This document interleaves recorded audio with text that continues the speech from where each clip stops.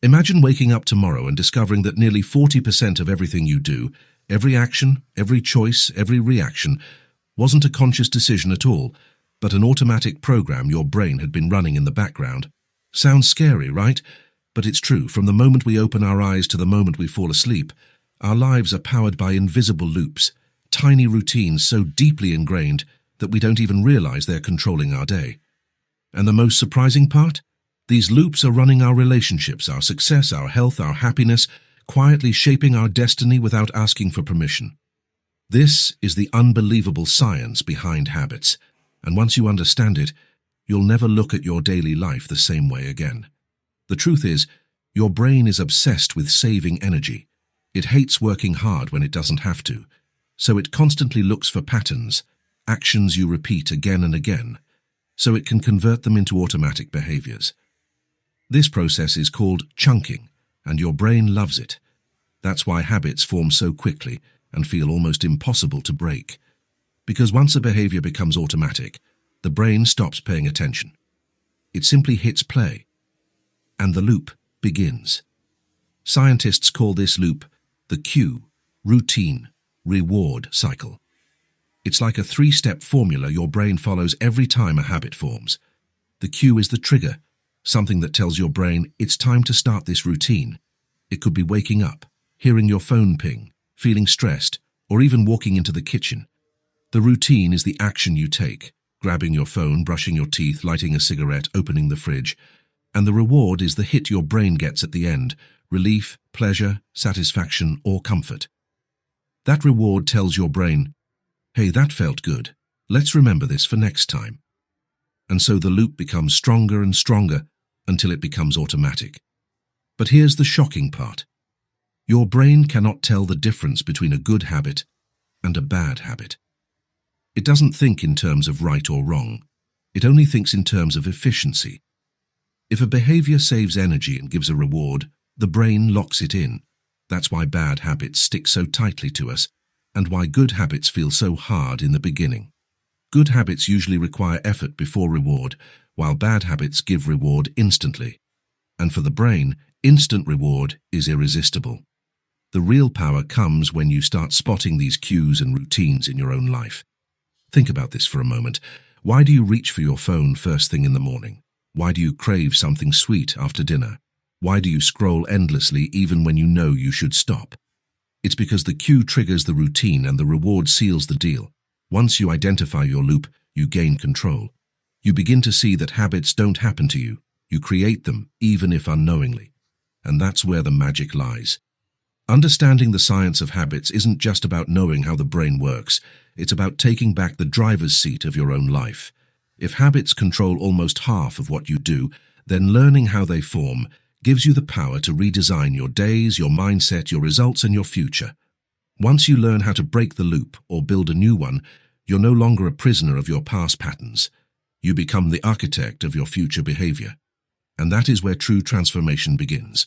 Now that you understand how habits actually form inside the brain, let's go one step deeper into something even more fascinating, the idea of keystone habits. These are not ordinary habits. They're the kind of habits that, once formed, trigger a chain reaction of positive changes across your entire life. Think of them like dominoes. You push one, and suddenly 10 more fall effortlessly without you touching them. And what's crazy is that most people don't even realize which of their habits have this hidden power. A keystone habit is powerful because it influences your mindset, your confidence, your discipline, and even the way you make decisions. For example, when someone starts exercising regularly, they often begin eating healthier without trying. They start sleeping better, feeling more confident, and sometimes even performing better at work. That one habit quietly reshapes other areas of life because it changes how you see yourself. The moment you start doing something consistently, your identity begins to shift. You go from, I wish I was disciplined, to, I am someone who takes care of myself. And once identity changes, behavior follows naturally. The same happens with habits like waking up early, reading daily, or planning your day before it begins. These habits create mental structure. They give your brain a sense of control and clarity. And the better your mindset becomes, the easier it is for other positive habits to form. That's why keystone habits are considered the foundation stones of personal transformation. They're not just actions, they're catalysts. But the real question is, how do you identify your keystone habits? The answer lies in self-observation. Start by asking yourself, what one habit, if I improved it, would automatically improve many other parts of my life? For students, it might be studying for just 30 minutes every day. For someone struggling with stress, it could be meditating or journaling. For someone trying to break laziness, it could be walking for 20 minutes daily. The key is to find a habit that builds confidence and momentum. Here's something interesting. Keystone habits don't need to be big. In fact, the smaller they are, the easier they stick. A 5-minute morning routine, drinking water right after waking up, or simply making your bed. These tiny actions create psychological wins. And once your brain gets used to these wins, it starts craving bigger ones. Momentum becomes your new fuel. Another thing about keystone habits is that they reveal your hidden potential. When you start following one positive habit, no matter how small, it sends a message to your subconscious mind. I am capable of change. And that belief alone is enough to transform your behavior in other areas. It's like planting a seed that eventually grows into a tree with many branches. And the best part? You don't need to change your entire life overnight. You just need one good habit that sets everything else in motion. When that habit becomes strong, it naturally restructures your daily routine, your thought patterns, and your emotional responses. And slowly, without forcing anything, your life starts moving in the direction you always wanted. That's the hidden beauty of keystone habits. They do the heavy lifting for you, quietly but powerfully reshaping the way you live. By now you've seen how powerful keystone habits can be, but there's another side of the story that everyone struggles with. The habits we desperately want to break but somehow keep repeating. Bad habits feel like they have a mind of their own. You tell yourself you'll stop scrolling, you'll stop procrastinating, you'll stop eating junk. Yet the moment a trigger appears, you slip right back in. And it's not because you're weak or lazy, it's because bad habits are perfectly designed to satisfy your brain in the fastest way possible. The first step to breaking a bad habit is understanding that it doesn't start with the action. It starts with the cue. Most people try to fight the routine, but that's like trying to stop a moving train with your hands. The real change begins when you identify the moment your brain gets triggered. Is it boredom? Is it stress? Is it being alone? Is it seeing your phone beside you? Every bad habit has a predictable cue. The more clearly you identify it, the more power you gain over it. When you know the cue, you can interrupt the loop before it begins. But even when you identify the cue, habits don't disappear. This is because the reward is still active. Your brain craves something: comfort, entertainment, relief, distraction, and until you replace that reward, the habit will keep returning. You cannot erase a habit. You can only replace the routine attached to the cue. That means if stress makes you reach for junk food, you need a new routine that still gives relief, maybe deep breathing, a glass of water, or a quick walk. If boredom makes you grab your phone, you might replace it with reading 2 pages of a book or writing a quick note. The key is not to remove the loop, but to rebuild it with a better routine. Another major reason bad habits are so hard to break is that they operate on autopilot. The more you repeat them, the stronger the neurological pathway becomes. It's like a road. If you keep walking on the same path, it becomes clear and easy to follow. But if you stop walking on it and start using a new path, slowly the old one fades. That's why consistency matters. Even if replacing a routine feels awkward at first, every attempt weakens the old habit and strengthens the new one. Willpower alone isn't enough to break bad habits. It works for the first few days, maybe a week, but eventually your brain gets tired and falls back into old routines. That's why you need systems instead of willpower. Remove temptations from your environment, create friction for your bad habits, and make good habits easier. For example, if you want to stop scrolling late at night, charge your phone in another room. If you want to stop snacking, don't keep snacks within reach. If you want to stop wasting time, set a timer and break work into small chunks. The easier you make the new routine, the faster the old one dies. There's also an emotional layer to breaking habits. Many habits exist because they are coping mechanisms. People overeat because of stress, overscroll because of loneliness, overspend because of emptiness. Until you address the emotion beneath the habit, you will keep returning to it. When you recognize the feeling driving your routine, you stop fighting the habit blindly and begin healing the root cause. Breaking a bad habit is not about perfection. It's about awareness and replacement. Once you understand the loop, you're no longer controlled by it.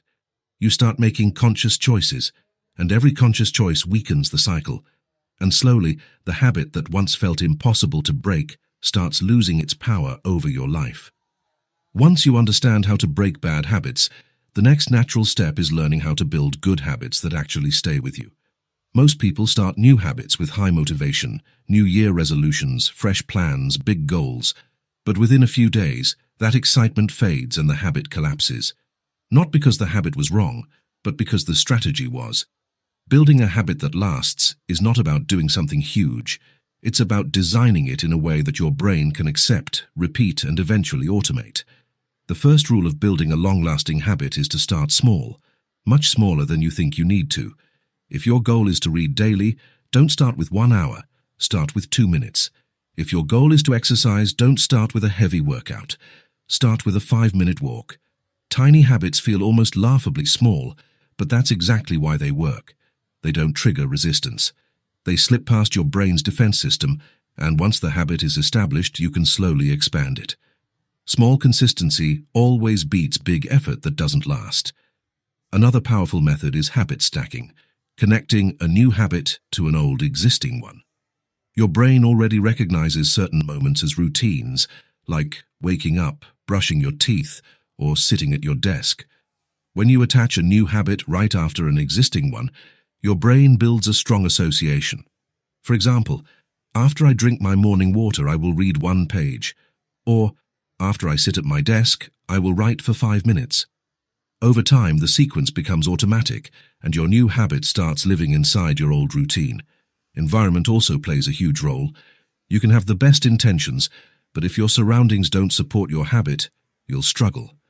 Your environment should make good habits easy and bad habits difficult. If you want to drink more water, keep a bottle where you sit. If you want to meditate, keep a mat ready.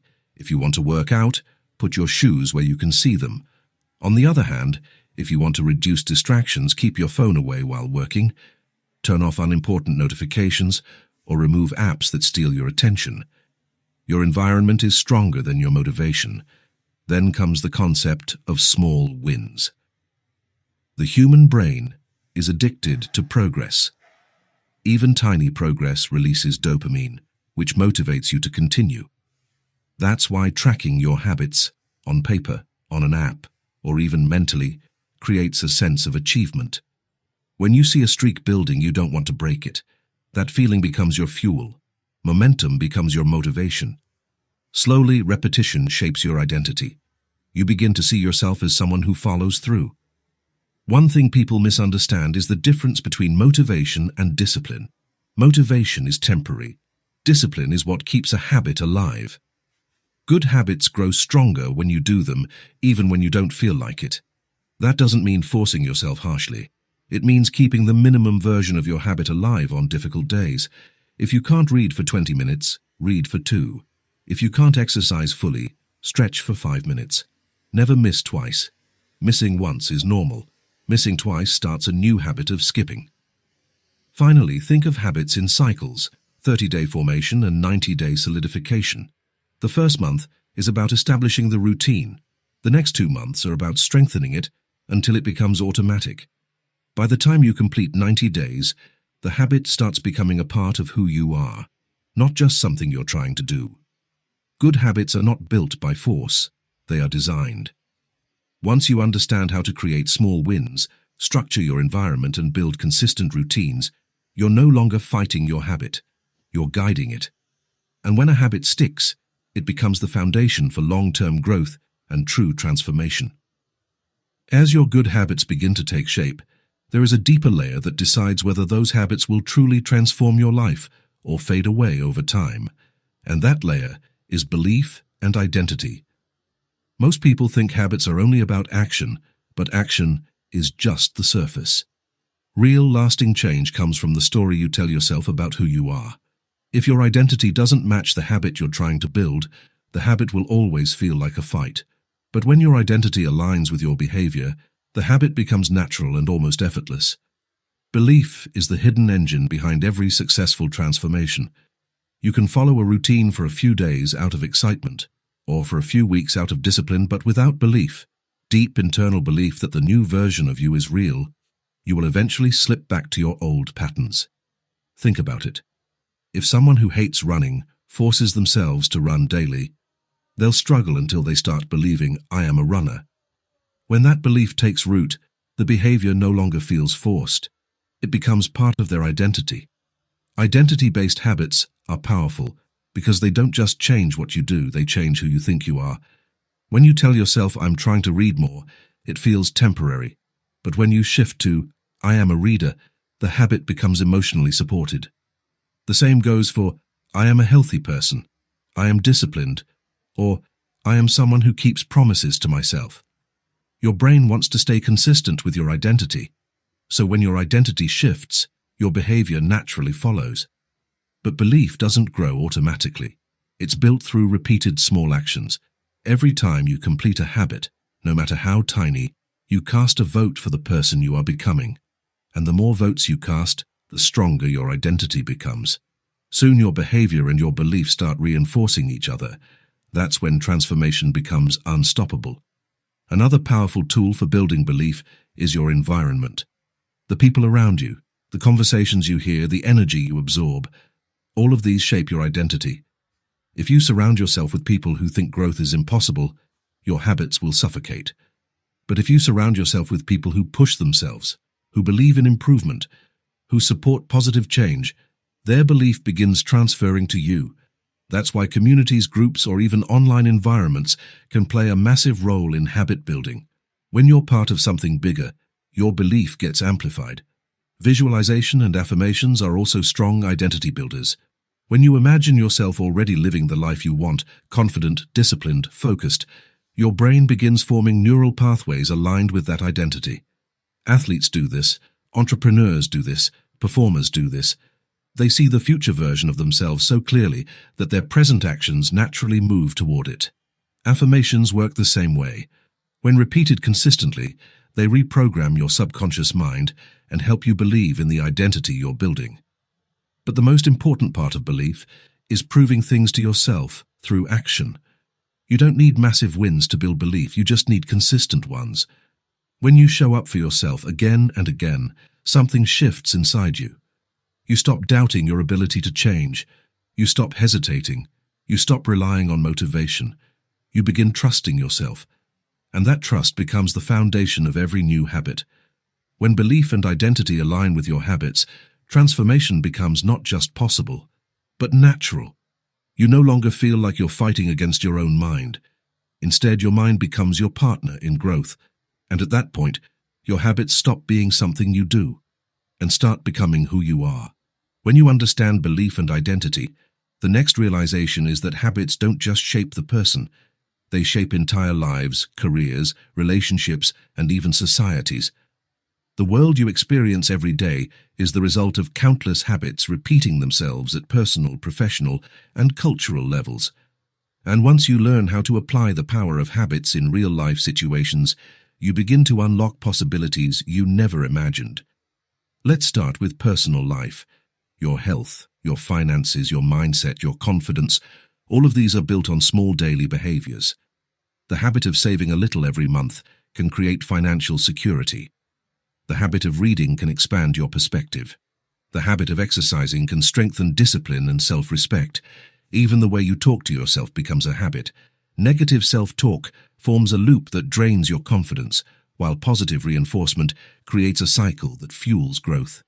The way you manage your mornings, spend your evenings, and react to challenges, all of these routines shape the quality of your life. Now think about your career. Successful people aren't just talented, they're consistent. Athletes don't become champions suddenly. They build routines that sharpen their skills. Entrepreneurs don't become successful overnight. They form habits of problem-solving, learning, networking, and resilience. Even in corporate environments, habits define success. A company that encourages communication, creativity, and accountability builds a culture of excellence. In contrast, A company stuck in unproductive routines creates stress, burnout, and inefficiency. Just like individuals, organizations rise or fall based on the habits they repeat daily. Habits also influence society at a larger scale. Cultures are essentially shared routines passed from one generation to another. Communities develop habits of cooperation, celebration, discipline, or chaos. Cities become clean because people adopt habits of cleanliness.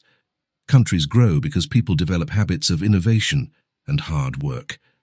When enough individuals adopt positive habits, collective progress becomes inevitable, and when negative habits spread, entire systems suffer. This shows how deeply habits affect not only personal growth, but the world around us. But the most inspiring part is this: small habits create big results. You don't need grand plans to change your life. You don't need to wait for motivation or the perfect moment. You just need one small routine done consistently. That single routine becomes the seed for transformation, not because it's big, but because it's repeated. Over time, repetition turns into momentum, momentum turns into identity, and identity turns into destiny. At the end of the day, the power of habit is not about controlling every second of your life. It's about understanding the invisible forces shaping your behavior. When you take conscious control of even a few key habits, your life begins to move in the direction you choose. Your mind becomes clearer, your actions become intentional, your future becomes predictable, and slowly, with every repeated behavior, you build a life that reflects your true potential. So if you've made it this far, remember this: change doesn't happen in a moment. It happens in the daily choices you repeat. Master your habits, and you master your life.